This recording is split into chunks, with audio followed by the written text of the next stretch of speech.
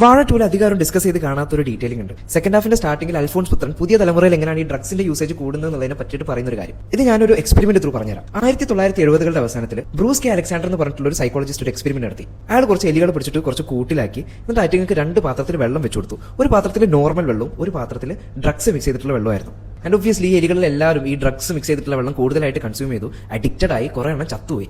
അങ്ങനെ ഒരു കൺക്ലൂഷനിലേക്ക് എത്തി ഡ്രഗ്സ് ഭയങ്കര അഡിക്റ്റീവ് ആണ്, ശരീരത്തിന് നല്ലതല്ല, ആൾക്കാർ മരിച്ചു വരെ പോകുന്നത്. പക്ഷെ അലക്സാണ്ടർ വേറൊരു ചോദ്യം ചോദിച്ചു, വാട്ട് ഇഫ് പ്രശ്നം ആ കൂടിനാണെങ്കിലോ? അങ്ങനെ അയാൾ ഒരു റാറ്റ് പാർക്ക് നിർമ്മിച്ചു, ഒരു ഓപ്പൺ സ്പേസ്. അല്ലെങ്കിൽ ആൾ കുറച്ചുകൂടി അധികം എലികൾ ഇട്ടു. ഇനി ഇവർക്ക് എല്ലാവർക്കും കളിക്കാനുള്ള ടോയ്സ്, ഫണൽസ്, മേറ്റിംഗ് ഓപ്പർച്യൂണിറ്റീസ് ഒക്കെ അതിൻ്റെ ഉള്ളിൽ തന്നെ സെറ്റാക്കി കൊടുത്തു. ബേസിക്കലി ഒരു സോഷ്യൽ ലൈഫ് ഉണ്ടാക്കി, ഒരു ഗുഡ് സ്റ്റിമുലേറ്റിംഗ് ലൈഫിനുള്ള എല്ലാ ഓപ്ഷനും അവിടെ കൊടുത്തു.